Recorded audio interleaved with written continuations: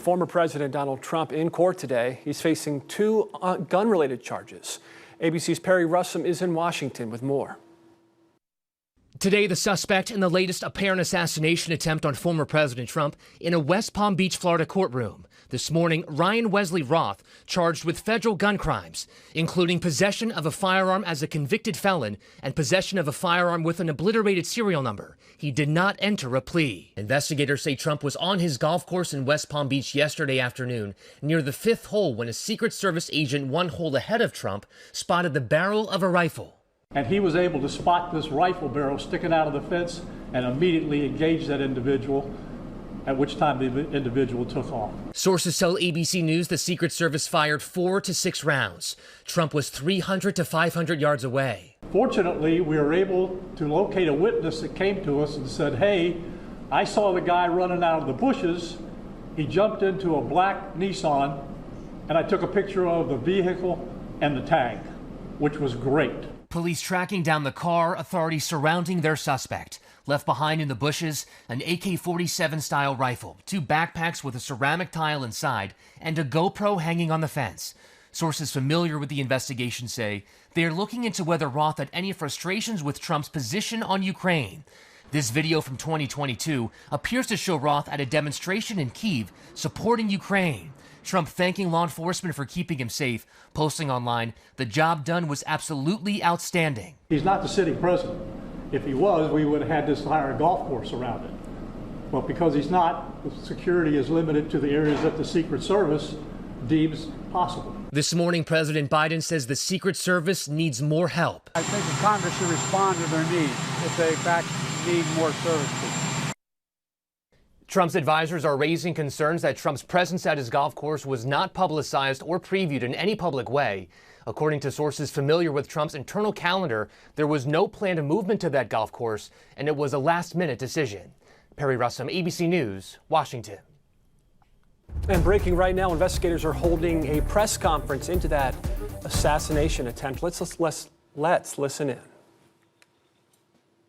To the post office, so the public is not going to be that far inconvenienced. The security level at Mar-a-Lago is the highest it can possibly be now. The road closures are back in place and will remain there. The checkpoints are in place. And my commitment to the Secret Service is to give them every possible resource from PBSO. Once they determine the level of security that they need, they will get all the resources possible. So having said that, I'll let you talk to the U.S. Attorney. Thank you, Sheriff.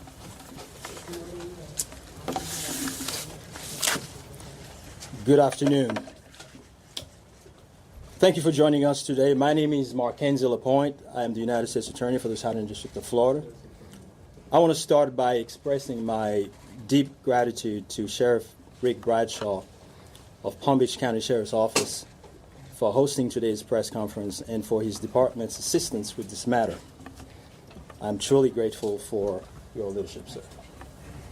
I'm also pleased to be joined by our partners in federal law enforcement from the FBI and the United States Secret Service, and also from ATF. Joining us today for comments and announcements are Special Agent in Charge Jeffrey B. Veltri of the FBI Miami Field Office, and Acting Director of the U.S. Secret Service, Ron Rowe. I want to also thank the men and women in law enforcement who have been working around the clock in the initial phase of this ongoing investigation. Our partners include federal and local authorities who effectuated the apprehension of the defendant and have aided in ensuring federal charges were filed against him this morning. We're here to announce that Ryan Wesley Roth, 58 years old, of Hawaii, has been charged by a criminal complaint in the Southern District of Florida with firearms offenses related to an incident which occurred yesterday at Trump International Golf Course right here in West Palm Beach. Roth was charged federally with possession of a firearm by a convicted felon and possession and receipt of a firearm with an obliterated serial number. He had his initial appearance today before Magistrate Judge Ryan McCabe in the federal courthouse in West Palm Beach. According to the allegations in the complaint, a U.S. Secret Service agent walking the golf course perimeter saw what appeared to be a rifle poking out of the tree line. After the agent fired a service weapon in the direction of the rifle, a witness saw a man later identified as Ralph fleeing the area in the tree line. Ralph was later apprehended by officers from the Martin County Sheriff's Office in coordination with the Palm Beach County Sheriff's Office. The complaint alleges that in the area of the tree line from which Ralph fled, agents found a digital camera, a backpack, a loaded SKS-style rifle with a scope, and a black plastic bag containing food. The serial number on the rifle was obliterated. According to the complaint, Ralph was convicted of felonies in North Carolina in December 2002 and March 2010, and therefore was prohibited from possessing a firearm. The FBI is leading this investigation, this ongoing investigation. As the Attorney General stated earlier today, the FBI is continuing its investigation of this incident as an assassination attempt upon the former president. The investigation remains at its early stages. The entire Justice Department, including the FBI, the United States Attorney's Office for the Southern District of Florida, and the National Security Division are coordinating closely with our law enforcement partners to fully investigate and prosecute this matter. The charges we're announcing reflect the strong collaboration of the agencies represented here. The U.S. Attorney's Office, the Department of Justice, would be unable to carry forth our mission without the invaluable assistance of our federal, state, and local law enforcement partners. I would like to thank the Bureau of Alcohol, Tobacco, Firearms, and Explosives, and we have Chris Robertson here, Special Agent in charge, and your Secret Service for the invaluable assistance they are providing, they have been providing. I would also like to recognize the Palm Beach County and Martin County Sheriff's Offices for apprehending the defendant. Again, without the local authorities to assist in those things, it would be literally impossible to accomplish the things we're able to accomplish on the federal side.